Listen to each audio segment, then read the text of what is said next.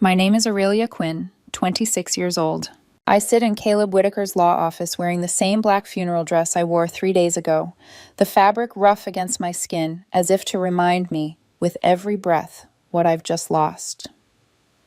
Sunlight stripes the mahogany table through the Venetian blinds, bars of pale gold, trapping dust motes in slow motion. The room smells faintly of leather and printer toner, an orderly scent that doesn't match the churn in my stomach. Caleb adjusts his wire-rimmed glasses and shuffles a neat stack of papers, the practiced rhythm of a man who's done this 100 times and wishes he didn't have to do it now. As the sole beneficiary of Benjamin Thomas's estate, he begins, voice gentle but firm, you inherit approximately $1.8 million in liquid assets, a majority stake in Arcadia Home and Living valued at $14.9 million, and the Craftsman estate, conservatively appraised at $2.2 million. The numbers slide past me like cold rain. Uncle Ben warned me for years that someday the business would be mine. But someday was supposed to be far away, after 1,000 more Sunday dinners and 2 more generations of azaleas blooming in the yard. Someday was not supposed to be 26, with a grief that makes my ribs feel too tight for my heart. There are some additional personal items, Caleb continues, sliding a folder closer, your uncle's watch collection, his classic Thunderbird, and... The door swings open without a knock. For a beat, my brain supplies harmless answers. Caleb's secretary with more coffee. A courier. Then my vision tunnels. Sound drops out like a record needle lifted mid-song. A man and woman stand in the doorway, older than the last time I saw them, but unmistakable. Grant and Nadine Thomas, my parents. 16 years fold in on themselves. I'm 10 again, feet cold on tile, staring at a note propped against the sugar bowl. Uncle Ben will take care of you. Not even an I love you. 7 words that snip the cord of our family like a cheap ribbon. The coffee cup rattles against its saucer, ceramic teeth chattering in my hands. I set it down before it leaps. My heart becomes a fist pounding on a locked door. We heard about Benjamin's passing, Grant says, stepping forward, sympathy poured like warm syrup over old nails. We're so sorry for your loss, honey. Honey lands like a slap. The endearment they used when my report cards were spotless and the lawn was freshly mowed, just before the shouting started in their bedroom with the door almost, but not quite, closed. You can't be here, I hear myself say, the voice thin and shredded at the edges. You left me. You chose to leave. Nadine's perfume, white florals, expensive and careful, rolls across the table as she takes a measured step. Her face is still beautiful in that distant way a portrait can be beautiful. Technically perfect, emotionally untouchable. Ms. Quinn, I asked Caleb, not taking my eyes off them, did you know they were coming? I most certainly did not. He's on his feet faster than I've ever seen him move. Mr. and Mrs. Thomas, this is a private meeting. You'll need to schedule an appointment through my office, and even then... His words blur into the buzz in my head. On the first night with Uncle Ben and Iris, there was warm soup, despite the heat, because Iris said warmth calms the body when the soul shakes. There were gentle hands braiding my hair, Uncle Ben reading Goodnight Moon, even though I was too old for it because it was on my shelf, and he was grasping for anything that looked like comfort. He tucked me in with an awkwardness that made me trust him more, not less.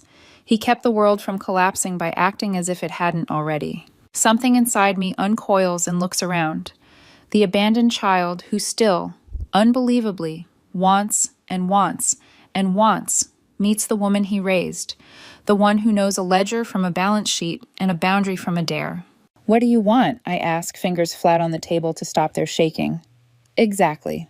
Grant's mouth shapes into the salesman's smile I remember from neighborhood barbecues, the smile that sold warranties neighbors didn't need and memberships they never used. We wanted to pay our respects, he says, and to see you. It's been too long. It has, I answer, surprised at the steadiness in my voice. But your timing, after the funeral, during the will reading, makes your reason clearer than your words. Nadine spreads her hands, palms up, the universal sign for harmless. Aurelia, we've been waiting to reconnect. We've made mistakes. We thought now... The right time. The phrase tastes like copper. When I'm grieving, when I'm inheriting, When you can stand in a room full of numbers and pretend this is love. Caleb clears his throat, the gentle tug of a kite string bringing me down from the sky. Perhaps we should schedule something at a later date. Ms. Quinn is still processing her loss, and there are estate matters requiring immediate attention. My parents exchanged that glance, the one that always preceded unified action. Ice cream after an argument, a trip to the zoo after a slammed door, a new laptop after a month of silent dinners. The glance that says, we're a team and you're the game. A soft knock interrupts the standoff. Iris peeks in, silver-streaked hair coiled into its tidy bun, a small stack of tissues in one hand.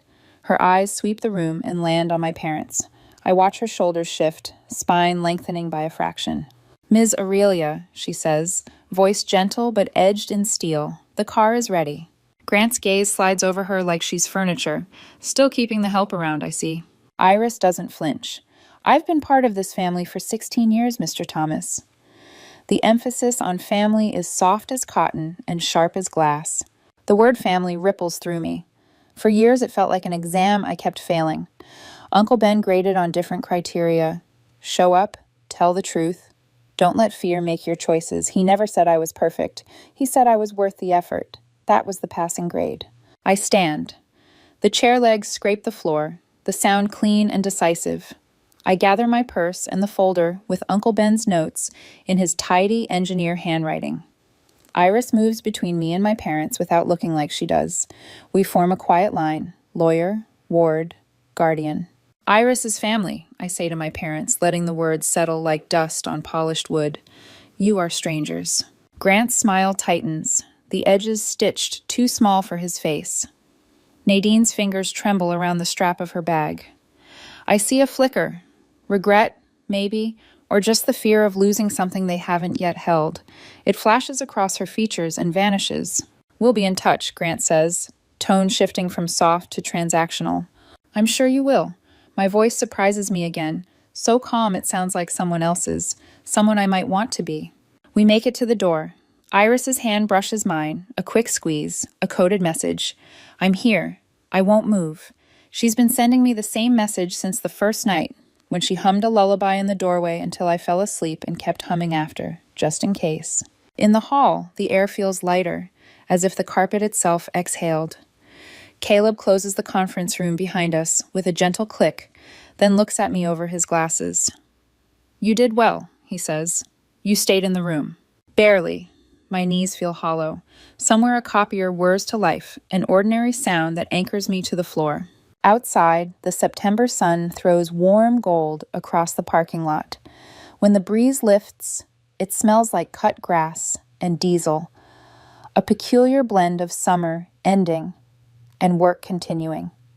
Iris opens the passenger door and waits until I sit before closing it, the old choreography of caretaking. As we pull away, I catch a last sliver of the office window. 2 silhouettes remain inside. My parents, framed by blinds like prison bars, heads bent together over something I can't see. Planning, counting, deciding. I close my eyes and picture Uncle Ben's hands. Oil under the nails when he tuned the Thunderbird, flour dusted on the knuckles when he made pancakes on snow days, ink stains from signing paychecks on Friday afternoons. He built a life, and then made room in it for me. He knew who they were. He also knew who I could become. The thought steadies the air in my lungs. They didn't come back for me, I say, the truth clicking into place like a latch on a gate. They came back for what I have. Beside me, Iris exhales, the kind of breath you take when the diagnosis finally has a name. Then we'll keep what Mr. Ben meant you to have, she replies, and we'll do it properly. Out the window, the city moves as if nothing in it has shifted, as if a childhood didn't just walk into a conference room wearing a disguise and ask for a second chance with a price tag. I rest my palm over the folder in my lap, feeling the crisp edge press into my skin, a line drawn. The frightened girl and the capable woman share my bones. Today, finally, the woman decides. Caleb, I say, when he calls to check on me, how soon can we meet again? I want to see everything Uncle Ben set in place, all of it. As soon as you're ready, he answers. He left more than assets, Aurelia. He left a plan. I know. I don't, not really, but the words taste right.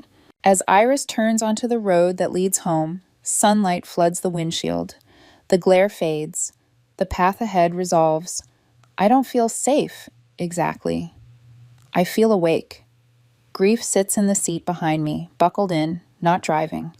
Fear moves to the trunk, still thumping, but muffled. Resolution climbs into the passenger seat, nods once, and points forward. Let them come with their smiles and portfolios and their sudden interest in legacy.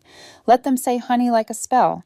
I have numbers and names and the memory of a man who showed up every single day. I have Iris and I have myself. And I have, for the first time in years, a clear understanding of the game we're playing. 3 days later, I find myself standing in Uncle Ben's kitchen, my kitchen now, watching the coffee pot burble and hiss. The smell is sharp, grounding, but it doesn't erase the tremor in my chest that hasn't left since that ambush at Caleb's office. Every car that passes outside sounds like an omen. Every knock, every ring of the phone stirs the same sick question in my stomach. Will it be them again? When the doorbell chimes, the coffee machine beeps at the same time. I don't move to pour. I already know who's there. Through the sidelight, I see them. Grant in a pressed blue shirt, Nadine in a cream cardigan, standing side by side like a catalog couple for some glossy magazine about midlife reinvention. Their faces are older, lined and softened, but the resemblance to mine is still undeniable. My father's jaw, my mother's nose, the features that should mean belonging, but only remind me of loss.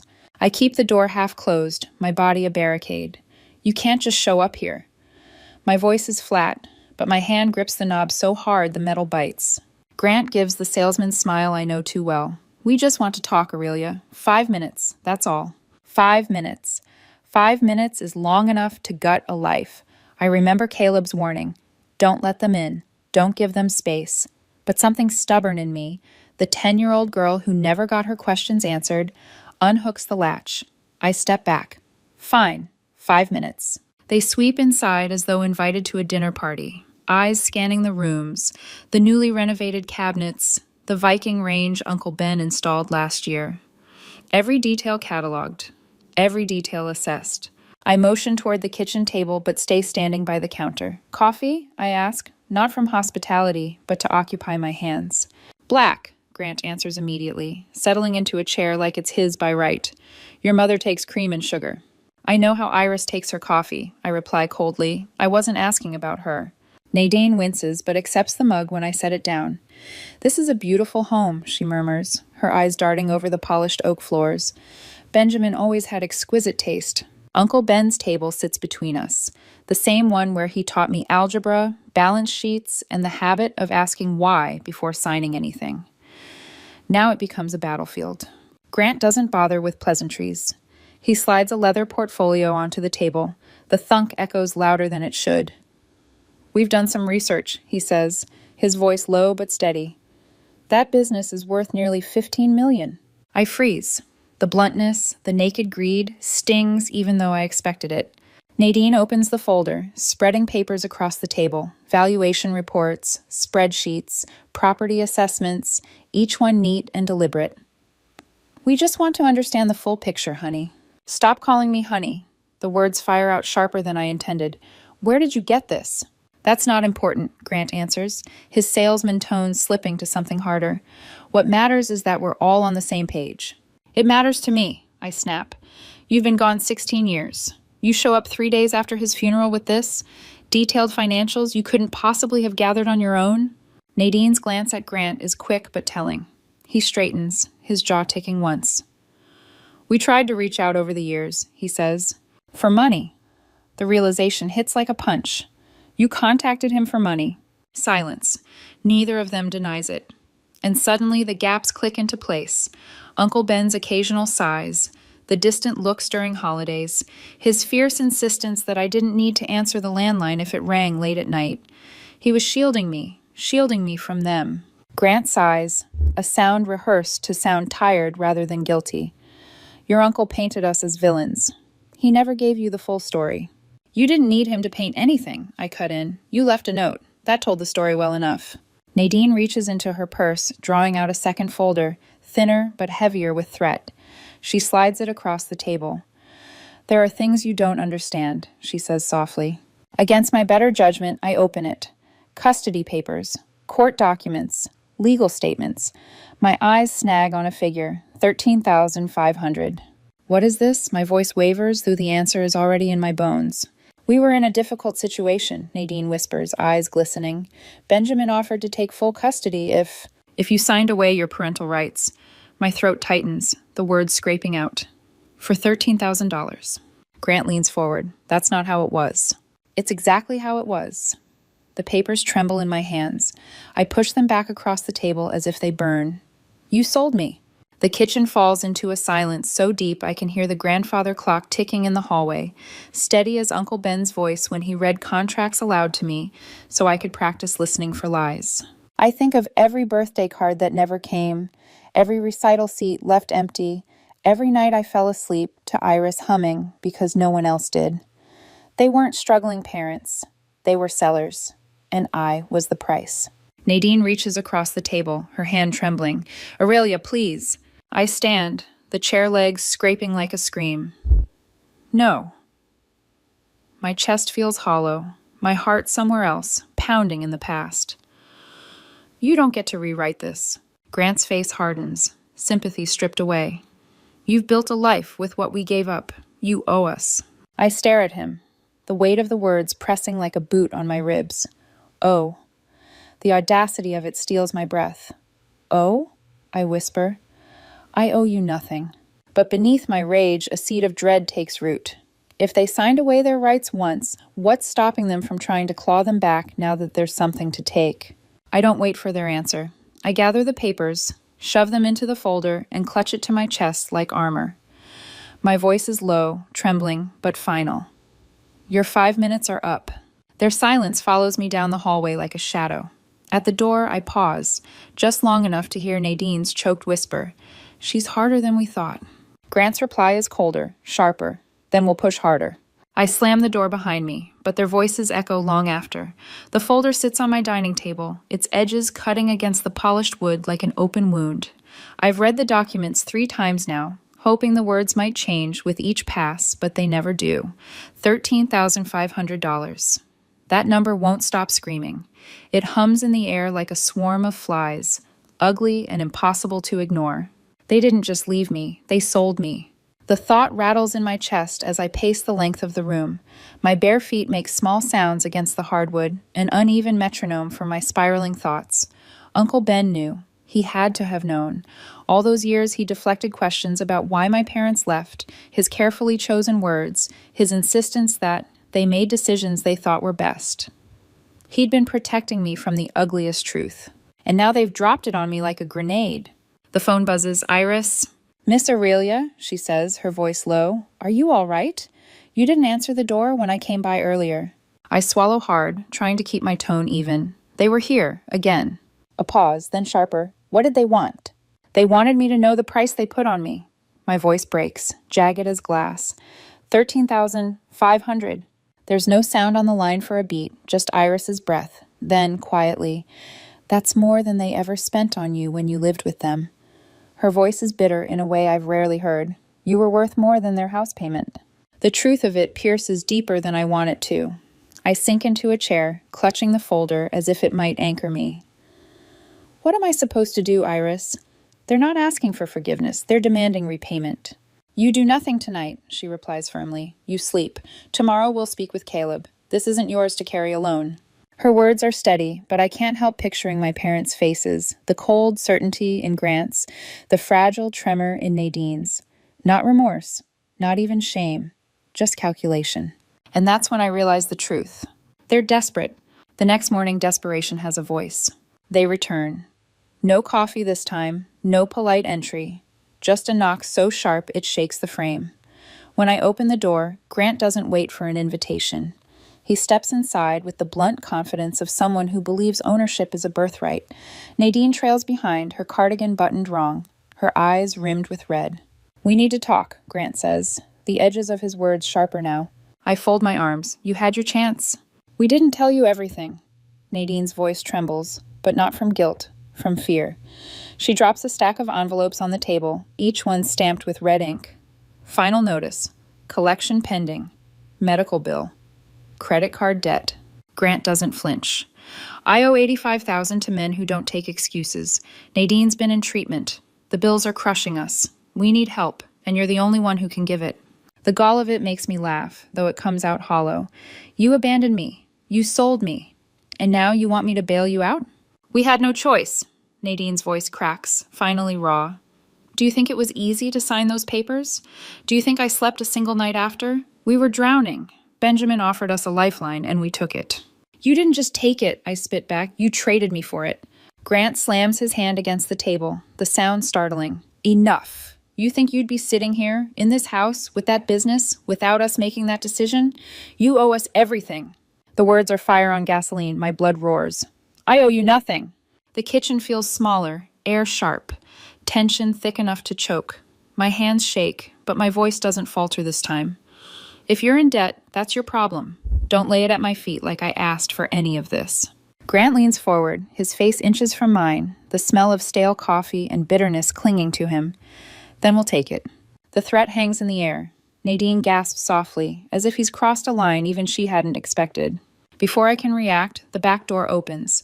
Iris steps in, a grocery bag balanced on one hip, her eyes flicking instantly from me to them. She sets the bag down with deliberate calm. You've said enough. Grant sneers. This is family business.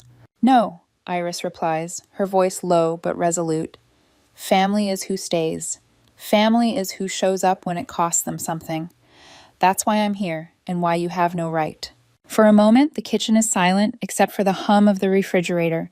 Grant glares at her, jaw working. Nadine looks away, shame flashing across her face before she masks it. Iris steps closer, positioning herself between us without hesitation.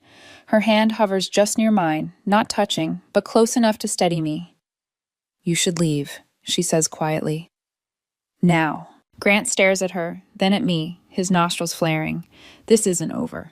Nadine whispers, almost pleading. Please, Aurelia, think about it. We're your parents. The word parents scrapes through me like sandpaper. My voice is steady, though my heart pounds. No, you are sellers. Don't confuse the two. I open the door. This time they leave. When the door clicks shut, the silence is deafening. I press my palms against the table, breath shuddering, body trembling like a wire pulled too tight. Iris places a carton of eggs on the counter as if nothing happened, then looks at me with eyes that are both stern and kind. They'll push harder, she warns. I know. Her hand rests briefly on my shoulder, anchoring me. Then we'll push back harder. I look at the folder, the bills, the threats. My parents have nothing left to lose, which makes them dangerous. But I have something worth protecting. Everything Uncle Ben built, and everything Iris has given me. And in that moment, I know, this isn't about grief anymore. It's about war. Monday morning arrives too quickly. The September air is crisp, sunlight bright but brittle, as if even the weather knows this is a fragile day. I walk into Caleb Whitaker's law office, clutching a leather portfolio to my chest like a shield. It isn't just grief that weighs me down anymore. It's anger, fear, and something sharper than both, determination. Caleb's conference room has transformed since the last time I sat here. Stacks of manila folders line the polished table, each labeled in Uncle Ben's meticulous handwriting. His presence lingers in the ink, the order, the sheer thoroughness. My throat tightens. He knew. He prepared for this. Caleb adjusts his glasses and gestures to the seat across from him. Your uncle was nothing if not thorough, he says. He left you more than assets. He left you armor. He slides a folder toward me. My fingers tingle as I flip it open. Inside are investigator reports, photographs, and transcripts. The first page alone makes my stomach drop. 2019. Surveillance photo. Grant Thomas loitering outside Arcadia Home and Living's flagship store. His face is older but unmistakable, caught mid-cigarette, eyes narrowed like a man waiting for prey. My breath hitches. Caleb doesn't soften the blow. He hired a private investigator to document every contact attempt, every voicemail, every letter. I turn the pages, photographs of my father lurking in parking lots, handwritten notes about calls demanding money, $5,000 here, $75,000 there, transcripts of conversations Uncle Ben never told me about, threats couched in brotherly concern. Play the audio, Caleb says quietly, tapping his keyboard. Grant's voice fills the room, tinny but cutting. Listen, Benjamin, you've got the money. If you don't help your own brother, I'll cause problems for that precious business. The girl doesn't need to know about this conversation. The words hit me like cold water down my spine. My stomach clenches, bile burning at the back of my throat. Play it again. Caleb obliges. This time I focus on the background noises. Clinking glasses, muffled conversations, the scrape of a chair. That sounds like Charlie's Tavern, I whisper. Uncle Ben never went there. They must have cornered him. Caleb nods grimly. He kept records not because he doubted you, Aurelia, but because he knew they'd come after you eventually. He wanted you prepared. I flip through more. Medical letters from Nadine, each one more desperate than the last, claiming hospital bills, conditions, treatments. Beside each, Uncle Ben's careful notes, investigated, false, no record of admission, exaggerated for financial gain. My chest tightens. He was carrying all of this alone, shielding me from a storm he knew would eventually reach my door. The guilt is sharp and unexpected. He should have told me. He wanted to protect you, Caleb says gently, but now that protection passes to you. Another folder lands before me. This one heavier, stamped with legal seals. A restraining order, granted in 2021. The judge's language is damning. Repeated pattern of financial exploitation attempts and deliberate emotional manipulation. The words blur as tears sting my eyes. He wasn't just protecting his business. He was protecting me. Every Sunday dinner, every surprise gift, every gentle word of encouragement, those weren't just love, they were shields. I close the folder slowly, pressing my palm against its cover as if I can feel the weight of Uncle Ben's choices through the paper. My grief sharpens into resolve. They've been planning this. They've been watching obituary notices, waiting for the perfect moment. Yes, Caleb says, and he knew they would. That's why he documented everything, so you wouldn't be blindsided. I stare at the stack of folders, the arsenal of evidence Uncle Ben left behind. It feels overwhelming, but it also feels like power, real power, proof that what I've lived through isn't just emotion, it's fact, it's record. I inhale deeply. The fear in my chest loosens, just slightly. I don't want to hide anymore. I want to confront them. Caleb raises an eyebrow. Are you sure that's wise? They expect me to cower, to retreat. If I let them dictate the terms now, they'll never stop. I need to show them I'm not that little girl they abandoned. The thought alone steadies my breathing. I picture Uncle Ben's steady hands, Iris's soft humming, the feeling of being chosen after being discarded. I owe them strength. Caleb leans back, studying me with a mix of caution and respect. Then choose the battlefield wisely. Public space, witnesses, somewhere they can't twist the narrative. The seed of a plan takes root. Arcadia. The showroom floor. Uncle Ben's pride, his legacy, the space where he taught me everything about quality, persistence, and presentation. If they want to see me, they'll see me there, surrounded by his life's work, surrounded by proof that his trust in me was not misplaced. I close the final folder, the decision solidifying in my chest. My voice no longer shakes. If they want war, I'll give them one, but it will be on my terms. Caleb's eyes narrow, but he nods slowly. Then let's prepare. The fluorescent lights above hum steadily, as though even the building approves. I gather the folders, the files, the recordings. For the first time since Uncle Ben's death, I don't feel like prey waiting for the next ambush. I feel like a soldier stepping onto the field, carrying the weapon someone else sharpened for me. Outside, the city moves with its usual rhythm, cars streaming, people laughing, the world unaware of the storm gathering inside my life. I clutch the folders to my chest and walk into the sunlight, a single thought burning like a brand. They may have sold me once, but they will never take me again. Arcadia's showroom gleams like a cathedral of craftsmanship. Sunlight spills through floor-to-ceiling windows, catching on polished oak tables and velvet armchairs arranged with meticulous precision. Uncle Ben poured his life into this space, insisting every piece tell a story of quality and permanence. Today, it will tell another story, mine. I stand at the center of the main floor, my fingers resting on an antique desk Uncle Ben restored himself. Its smooth surface steadies me, grounding me in his legacy. My pulse hammers, but not from fear alone, from the anticipation of confrontation. This is the battleground I chose, The glass doors swing open. Grant and Nadine step inside, their entrance as rehearsed as everything they've ever done.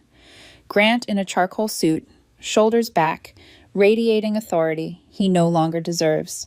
Nadine in a cream dress, her expression carefully curated to appear softer, maternal.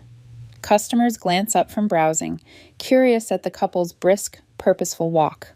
I straighten my spine, voice carrying just enough to draw attention without seeming theatrical. Thank you for coming. I wanted to meet here, in the business Uncle Ben built, the one he trusted me to protect. Grant's smile flickers, but he recovers quickly. We're glad you called, honey. It means you're ready to listen. I don't let him control the tempo. I've been listening to Uncle Ben's files, to court records, to restraining orders. I slide a photocopied document from my portfolio and place it on the desk, angled so nearby customers can see. He left me everything.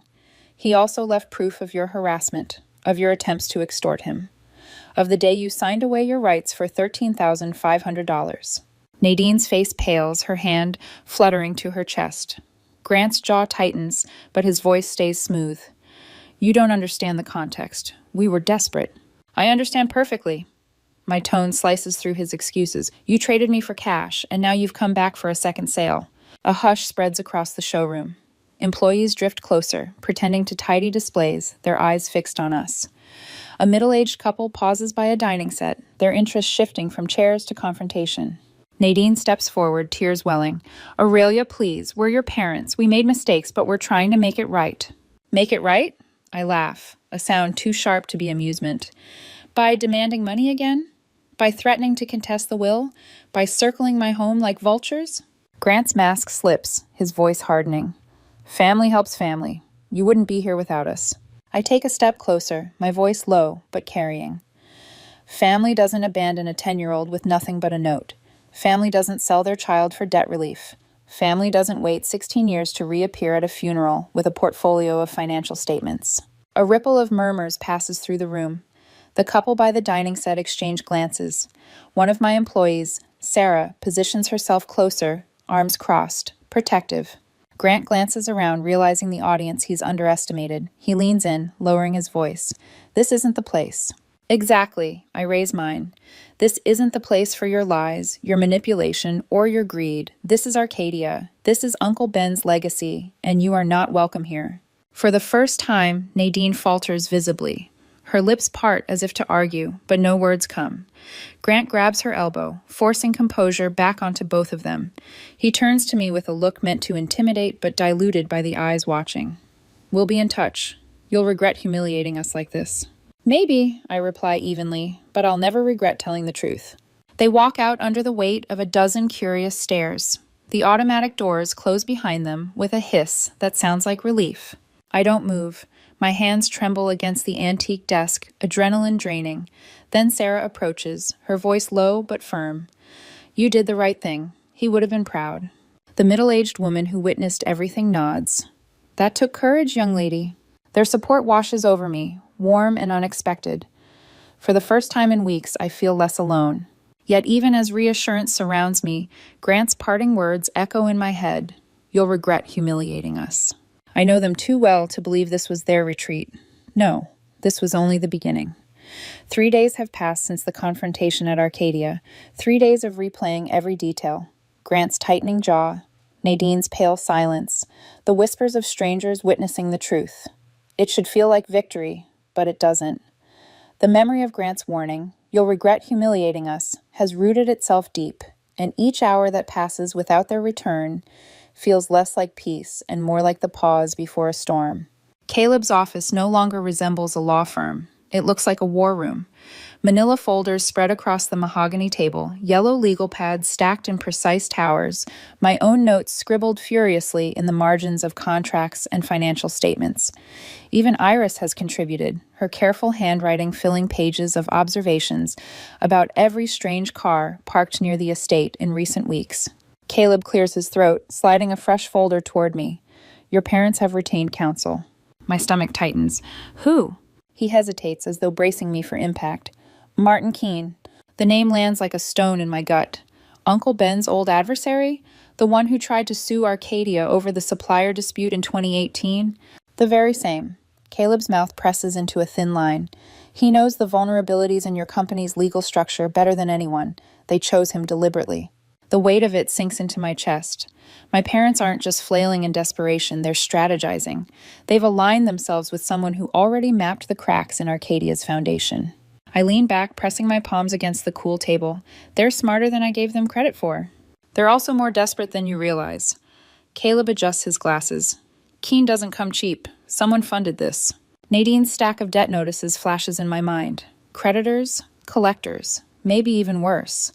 They're gambling with money they don't have. Exactly, Caleb says, which means they're all in. That makes them dangerous. The room feels smaller, air heavy with the scent of old paper and the tension of looming battle. I glance at the stacks of evidence Uncle Ben left. Investigator reports, restraining orders, transcripts of threats. They're my arsenal, but suddenly they don't feel like enough. We need to prepare as if this is more than legal, I say quietly, as if they'll use everything: law, money, manipulation, even public opinion. Iris, seated at the far end of the table, finally speaks. They already are. She slides a small notebook across to me. Inside are dates, times, and descriptions in her looping script. I've kept track of cars slowing near the estate, men loitering outside the store. They're watching, Aurelia. The hairs on my arms rise. They're casing us. Caleb exhales slowly. Then we document everything. Every drive-by, every strange visitor, every question they ask of our staff. The plan steadies me. Uncle Ben always preached, preparation beats panic. I flip open a fresh page of my legal pad, pen scratching hard enough to dent the paper. We need layers of defense. Legal, financial, personal. Caleb nods approvingly. I'll begin drafting cease and desist letters. Even if they ignore them, it builds a pattern of harassment. And the company, I ask? What if they dig into Arcadia's operations? Try to claim mismanagement? Then we counter with audits, he says. I've already engaged an independent firm. Every number will be airtight. The rhythm of strategy calms the chaos in my chest. For the first time, I feel like I'm not just reacting. I'm building a wall. But then Iris shifts uncomfortably, her fingers twisting the edge of her cardigan. There's something else, she says softly. I look at her, sensing the tremor in her voice. What is it? She hesitates, then slides another document forward. I found this in Mr. Ben's will. I hadn't noticed it before. He named me as the backup executor in case anything happened to you. The revelation slams into me. Of course Uncle Ben trusted her. Iris has been the quiet backbone of this family for 16 years. But the implication is chilling. If my parents dig deep enough, they'll see her name. They'll know she has authority if I falter. Caleb frowns. It does put her at risk. They could argue undue influence, claim she manipulated Ben's decisions. Cold dread coils in my stomach. My parents aren't just threatening my inheritance. They could target Iris. I push back from the table, pacing. Then we expand our strategy. We don't just protect Arcadia, we protect Iris too. She shakes her head. I don't want to be trouble. You're not trouble. My voice sharpens with conviction. You're family, and we protect family. The words hang in the air, solidifying into something I didn't know I needed to say. The little girl they sold may have been alone, but the woman I've become is not. For the next 2 hours, we adapt. Caleb drafts affidavits from employees affirming Iris's professional relationship with Uncle Ben. I dig out employee reviews praising her performance. Each document becomes another brick in the wall we're building. As the sun sets, the conference room glows in orange light. Papers scattered like maps of a war we're just beginning to fight. My exhaustion feels less like defeat and more like fuel. Uncle Ben prepared for this. Iris stands with me. Caleb strategizes beside me. Grant and Nadine may have Keene, but I have an army too. I glance at Uncle Ben's handwriting on one of the folders. Steady, confident, unshaken. My pulse steadies to match it. They think I'm still that abandoned 10-year-old, I murmur. But they're about to meet the woman Uncle Ben raised. The certified letter arrives the following Wednesday morning, its official stamp glaring from the kitchen counter like a brand. Iris sets it down carefully, as though afraid it might detonate. My hands tremble as I tear it open, paper rasping against paper, and the words leap out at me in bold print. Petition to contest the will of Benjamin Thomas. For a moment, the world tilts. My vision narrows to the dense legal language. They're claiming Uncle Ben was not of sound mind when he amended his will. They want a temporary injunction to freeze all assets, including the business, until the court decides. My throat constricts. They aren't nibbling around the edges anymore. They're going straight for the heart. They're contesting, Iris whispers, her spoon clattering against her coffee cup. After everything? Not just contesting, I say, my voice flat. They're trying to shut down Arcadia until they win. The words taste like acid. This isn't just about inheritance anymore. It's about dismantling everything Uncle Ben built, everything he entrusted to me. Caleb's voice on the phone is grim. They've filed strategically in front of Judge Harmon. She's cautious with estate transfers. It's a clever move. How much time do we have? I ask, pacing across the kitchen floor. 48 hours. Emergency hearing is Friday morning. 48 hours. 2 days to defend an empire. The weight of it presses into my chest, heavy and suffocating. I picture Uncle Ben's study, the walls lined with shelves of journals, his legacy bound in leather and ink. If I lose all of it, his house, his company, his foundation for me becomes theirs, my parents, the very people he fought to protect me from. Iris grips my hand, her palm warm against my cold fingers. He prepared you for this. We'll face it together. But even as she says it, the doorbell rings. Through the window, I see the unmistakable blue of a news van. A reporter stands on my porch, microphone poised. My stomach drops. When I open the door, she greets me with a professional smile. Miss Quinn, Catherine Ward, Cairo News. Would you comment on your parents' concerns about your ability to manage such a substantial business during this time of grief? They've gone public. No comment, I say sharply, slamming the door. My phone buzzes immediately. A text from Sarah at the Bellevue store. Reporters here asking employees about you. What should we say? Another from our operations manager. 2 customers canceled orders. Said they heard Arcadia might change ownership. The realization hits like ice water. This isn't just a legal fight. It's a public relations war. My parents have framed themselves as concerned guardians of Benjamin's legacy, painting me as the unstable heir. And it's working. I turn to Iris, my voice shaking but fierce. They're undermining customer confidence. If Arcadia looks unstable, the business will collapse before the court even decides. That's despicable, she whispers. They're twisting grief into a weapon. It's calculated, I say bitterly. And it's effective. The next 4 hours blur into strategy calls with Caleb, frantic coordination with managers, and the steady stream of bad news. A supplier delays shipment. A longtime client hesitates on a contract renewal. Doubt spreads faster than truth. But we don't fold. Caleb's paralegal delivers thick folders of ammunition. Adoption papers. Uncle Ben drafted but never filed. Records of restraining orders. Transcripts of threatening calls. Store managers compile employee testimonials, affirming my leadership. Every document, every voice becomes a shield. By evening, my dining room looks like a battlefield. Legal briefs cover the table. Phones buzz endlessly. Iris paces, her handkerchief twisting in her fingers. For the first time, fear etches lines in her calm face. Do you think we can win? I ask quietly. The question slips out, raw and unguarded. She stops pacing, looks at me with eyes that have seen me through every stage of this war. They've been planning this for years. But Benjamin planned longer. He knew who they were. He prepared for this moment. And so have you. Her conviction steadies me. Then my phone rings. Caleb's voice is tight. They've moved the timeline. Judge Harmon agreed to an emergency consideration. The hearing is tomorrow morning, 8 o'clock. My heart pounds, less than 12 hours. They're trying to catch us unprepared, Iris says, already gathering the most critical documents. They won't. My voice hardens. Call everyone. Bring everything we have, finished or not. We'll work through the night. I walk into Uncle Ben's study and stand before his portrait. His eyes, kind but steady, look down on me, as though daring me to falter. My hands tremble, but I speak anyway. I won't let them take what you built, I whisper. I promise. The grandfather clock in the hallway chimes once, marking the first hour of what will be the longest night of my life. By sunrise, we'll either be ready to fight or ready to lose everything. The courthouse smells faintly of varnished wood and nerves. I sit rigidly on the oak bench, my black blazer buttoned tight like armor. The clock above the paneled wall reads 9:30 a.m. My palms are damp despite the chill of the air conditioning.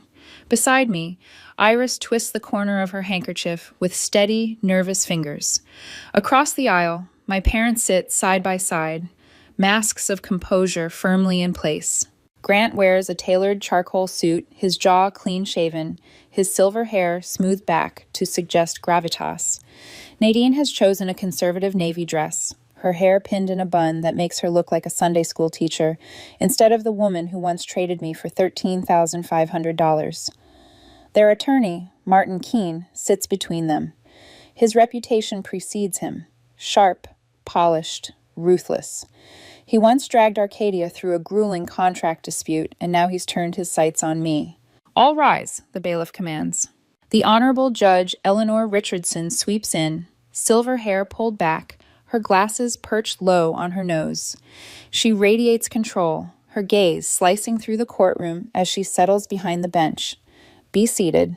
Keene rises smoothly, buttoning his jacket. Your Honor, we represent Grant and Nadine Thomas, the biological parents of Aurelia Quinn, and we bring before you grave concerns regarding the disposition of Benjamin Thomas's estate. Biological parents. The phrasing needles me. It's deliberate. To remind the judge that blood is thicker than the years they abandoned me. My fists curl under the table. Caleb catches the movement and shakes his head subtly. Patience. Timing. Keene continues, his voice carrying the cadence of a well-rehearsed performance. Mr. Thomas's death was sudden. He suffered from hypertension and cardiac events in his final year. During this period of vulnerability, Miss Quinn, who lived with him and depended on him financially, had undue influence over his decisions. We ask for a temporary injunction freezing the estate until a full inquiry can determine the validity of his will. The accusation hangs in the air like smoke. My stomach knots, but I force my face into stillness. Grant leans forward, playing his part, his voice low and heavy with false sincerity. We only want what's best for our daughter and for my brother's legacy. If Ben wasn't thinking clearly at the end, we have a duty to protect what he built. Daughter. The word tastes rotten coming from his mouth. Judge Richardson's gaze shifts to Caleb. Mr. Whitaker, your response? Caleb rises slowly, unhurried, every movement deliberate. Uncle Ben always said Caleb had courtroom timing like a Broadway actor. Today, I understand what he meant. What we have here, Your Honor, Caleb begins, is not a case of undue influence. It is a calculated attempt at harassment disguised as concern. He lifts a binder, heavy enough to make the table creak. I have been Benjamin Thomas's attorney for over 30 years. His will has remained consistent since Miss Quinn was 12 years old, 2 years after her parents legally abandoned her. The word abandoned detonates in the room. A ripple of murmurs spreads through the gallery. My parents sit motionless, though Nadine's knuckles whiten around her purse strap. Caleb slides documents forward. Here are notarized records from 2009. Grant and Nadine Thomas signed away their parental rights to Benjamin Thomas in exchange for $13,500. They have had no meaningful contact with their daughter since, until 3 days after Benjamin's death, when she inherited everything. Judge Richardson adjusts her glasses, scanning the papers. Mr. Keene, were you aware of this legal relinquishment? For the first time, Keene falters. His confident smile dips, but he recovers. My clients admit they made mistakes. People change. Their concern now is genuine. Caleb doesn't give him space. Genuine? Then how do you explain the restraining order granted in 2021 after repeated attempts by Grant and Nadine Thomas to extort money from Benjamin? Another file lands on the judge's bench. The whispers in the gallery rise again. Caleb signals to the clerk. A small speaker crackles to life, filling the room with Grant's recorded voice. Ben, you've got $15 million tied up in that business. What's 50 grand to you? If you don't help me, I'll cause problems for that precious company. Aurelia doesn't need to know. My father stares straight ahead, jaw tight, face reddening. Nadine lowers her eyes. This was recorded 14 months ago, Caleb says smoothly, when Mr. Thomas was in perfect health. He documented everything, because he feared this very day. Judge Richardson turns to Iris. Miss Pruitt, you were in Mr. Thomas's household for 16 years, correct? Iris rises, her hands steady despite the tremor in her lips. Yes, Your Honor. I cared for the home and helped raise Aurelia after her parents left. And what was Benjamin Thomas's mental state in his final months? Clear as a bell, Iris says firmly. He ran the business daily, reviewed financials with Aurelia every Friday. He could recite inventory numbers from memory. He was planning the spring collection the day before he passed. Her voice cracks slightly when she adds, "He loved her like his own daughter. He told me often that she had better instincts than he did." The words strike me harder than any gavel could. I bite the inside of my cheek, fighting tears. 3 store managers testify next, describing how Ben praised my contributions, how he relied on me for strategic decisions. Each word strengthens the wall we're building. By the time Caleb rests his case, Keene looks rattled. My parents whisper frantically to him, but Judge Richardson silences them with a raised hand. She removes her glasses, her gaze sharp as steel. "I've heard enough. The request for injunctive relief is denied." Relief surges through me like warm water, but she isn't finished. Furthermore, by filing this petition, Mr. and Mrs. Thomas have triggered the no contest clause of the will. They forfeit any potential claim they might have had. Additionally, I find their actions consistent with harassment. I am issuing a restraining order prohibiting them from coming within 1,000 feet of Miss Quinn, her residence, or any Arcadia property. Gasps ripple through the gallery. Nadine's eyes fill with tears, but not the kind that heal. Grant flushes red, a vein throbbing at his temple. "This is outrageous," he mutters, half rising, but Keene grips his arm, forcing him back down. Judge Richardson bangs her gavel. "This case is dismissed." The sound echoes like a final door slamming shut. Iris grips my hand so tightly it nearly hurts, but I don't pull away. Around us, strangers nod approvingly, murmuring about justice. Caleb gathers the files with calm satisfaction, his voice low. "It's over. They have no recourse left." But as I watch my parents sign the restraining order paperwork with trembling hands, I know Caleb is wrong. For people who have nothing left to lose, there's always another move. The gavel's echo still rings in my head days after the hearing, but instead of peace, it leaves behind an unease that gnaws at me like termites in old wood. On paper, we won. The will stands. The assets are secure. My parents are restrained from coming near me or Arcadia. But when I close my eyes at night, I still see the way Grant's jaw clenched as the judge delivered her ruling. The way Nadine's eyes darted, not with defeat, but with calculation. Iris notices the tension in me as we sit in Uncle Ben's, my, kitchen. She places a teacup before me, her hands as steady as her gaze. "Don't let them haunt the victory, Aurelia," she says softly. "Ben prepared you for this moment, and you've honored him." I want to believe her, but my phone buzzes, shattering the fragile calm. It's Sarah from the flagship store. Reporters came again, asking if Arcadia is changing leadership. Customers overheard. Some walked out. My stomach twists. I call her immediately. "What did you tell them?" "The truth," she answers, "that the company is stable, that you're leading it. But Aurelia, they looked skeptical, like they'd already chosen a side." My pulse quickens. This isn't about courtrooms anymore. My parents are fighting in the court of public opinion. The next blow comes the following morning. 2 suppliers delay shipments, citing concerns about stability. An email pings from a client canceling a large order, saying they can't risk potential ownership disputes. It's as if Grant and Nadine have cast a shadow over everything, convincing the world to doubt me. At a staff meeting that evening, I stand at the head of the long conference table, looking at the faces of managers who once looked only to Uncle Ben for guidance. Now they look at me, waiting, weighing. "They're trying to scare us," I say, forcing steel into my voice, trying to make us falter. But Arcadia doesn't stand on their words. It stands on ours, on Uncle Ben's vision, on our commitment to excellence, and on the trust of our customers. That doesn't vanish because of whispers. A silence hangs heavy. Then Sarah speaks, her voice steady. "We believe in you, Aurelia. He believed in you. That's enough for me." Others nod. The tension in my chest eases slightly. For the first time, I see it. Not just employees, but allies. My army. But outside the walls of Arcadia, the smear campaign spreads. The Seattle Tribune runs a headline 2 days later. "Heir or pawn? Questions surround Arcadia's future." The article drips with insinuation, quoting anonymous family sources who question my ability to lead. There's no doubt who those sources are. When Iris shows me the paper, I nearly tear it in half. They're painting me as a child who manipulated a dying man. She presses her hand over mine. "And what do you do with lies, Aurelia?" "Expose them," I say bitterly. Caleb calls that afternoon. "We can't silence the press. but we can drown them out. I suggest public proof, testimonials, evidence of Benjamin's clarity, of your leadership. If they're trying to sway the crowd, we fight with truth. The next week becomes a blur of cameras and microphones. Employees volunteer statements about my work.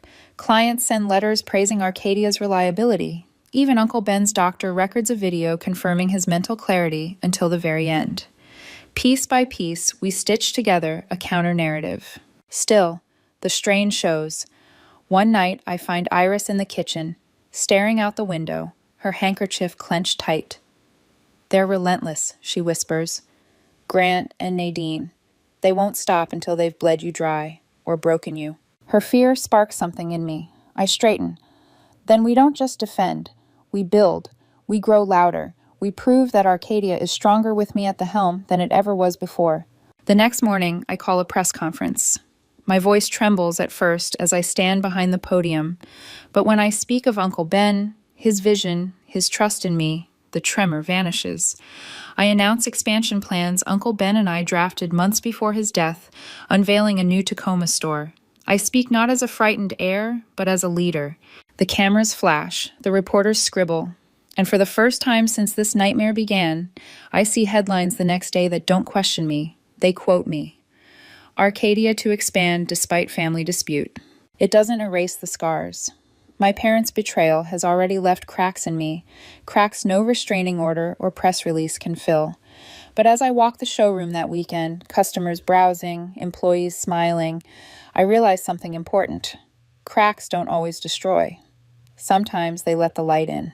I stop before the antique desk again, the same one where I stood when I first confronted them. My reflection gleams in its polished surface, not the trembling girl they tried to break, but the woman Uncle Ben raised to stand her ground. Grant and Nadine may still be out there, seething in their silence, plotting their next move. But here, in this place, surrounded by proof of what we've built, I know one thing with absolute clarity. I am not afraid of them anymore. 6 months later, I stand at a podium in a ballroom filled with the hum of conversation and the clink of silverware.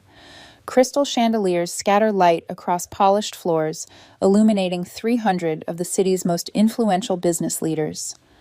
The Seattle Business Journal's annual awards ceremony buzzes with quiet anticipation. On the stage beside me gleams the Crystal Community Leadership Award. It is mine, Arcadia's, Uncle Ben's. "My name is Aurelia Quinn," I say into the microphone, my voice steady where it once trembled. "And tonight, I stand here not because of what I inherited, but because of what I learned."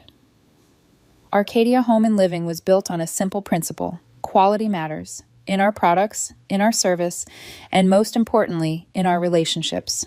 The audience leans in. Some nod, others smile. I see familiar faces, Sarah in the front row, Caleb adjusting his glasses with pride, Iris beaming, her silver-streaked hair styled elegantly for the occasion. My chosen family, my true anchors. Uncle Ben's absence aches, but tonight it feels less like a wound and more like a legacy stitched into my skin. The memory of those chaotic days after his death feels distant now. The courtroom battles, the smear campaigns, the sleepless nights, they are scars, but scars are proof of survival. I continue. When Arcadia opens our new Tacoma location next month, we'll bring the same commitment to excellence that my uncle instilled in me. Because Arcadia isn't just a business, it's a promise. Applause ripples through the room. I catch Iris dabbing at her eyes, and Caleb giving me the smallest nod, the kind Uncle Ben used to give when I'd solved a problem without his help. The months after the trial were not easy. My parents vanished within 48 hours of losing in court, but not before leaving behind a wake of damage. Their whispers lingered for weeks, turning into headlines, into gossip, into questions. But we countered each one with proof, with action, with steady leadership. Arcadia not only survived, it grew. Revenue climbed, employee satisfaction reached record levels, and customers returned with renewed trust. What I didn't expect was how healing that growth would be. For the first time, sleep comes easily. Morning coffee on the porch feels like a celebration instead of a waiting game. The estate is no longer a fortress under siege, but a home filled with light and plans for the future. The most meaningful creation of all is the Benjamin Thomas Foundation. I announced it weeks ago, and tonight I speak of it again.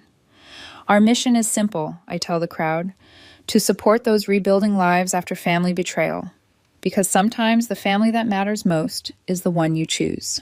In the audience, a young woman named Margaret Wilson, our newest store manager, claps vigorously. I remember her trembling in my office weeks earlier, confessing that her brother pressured her to leak our product line to competitors. I had seen my younger self in her, the girl cornered by impossible family choices. That day, I promised her Arcadia's protection. Caleb drafted a cease and desist letter. Iris took her for coffee. The foundation covered her legal fees. Tonight, she smiles at me with gratitude that glows brighter than any award. After the ceremony, Caleb hands me a champagne flute. His expression is thoughtful. Ben would be proud. You've turned every attack into strength. He prepared me for this, I reply softly. I just didn't know it at the time. Later, back at the estate, I slip off my heels and walk into Uncle Ben's old study. My study now. Expansion plans for Arcadia's third location spread across the desk, sketches and figures glowing under the lamplight. Where once these papers would have overwhelmed me, now they energize me. I see not obstacles, but opportunities. On the wall, Uncle Ben's portrait watches. His kind eyes seem to approve. I touch the watch on my wrist, the one he wore every day of my childhood, and feel its steady tick against my skin, a rhythm that has become my own. The phone rings. It's the Foundation's first scholarship recipient, her voice bubbling with joy as she tells me she's completed her business degree. Tears blur my vision as I congratulate her. Another life rebuilt, another circle completed. After I hang up, I stand before the window, watching the garden Iris tends with the same devotion Uncle Ben once gave. The night air carries the scent of blooming azaleas. My reflection stares back at me, no longer the abandoned girl or the trembling heir, but the woman Uncle Ben always believed I could be. Family isn't blood. It isn't signatures on paper. Family is who shows up, day after day, who chooses you when others don't. Uncle Ben and Iris chose me before I could choose myself. Now I honor that choice by choosing others, by protecting what matters, by leading with the strength born from pain. I whisper into the night, as if he might hear me still. I won't forget, and I won't fail. For the first time since he died, I believe it completely.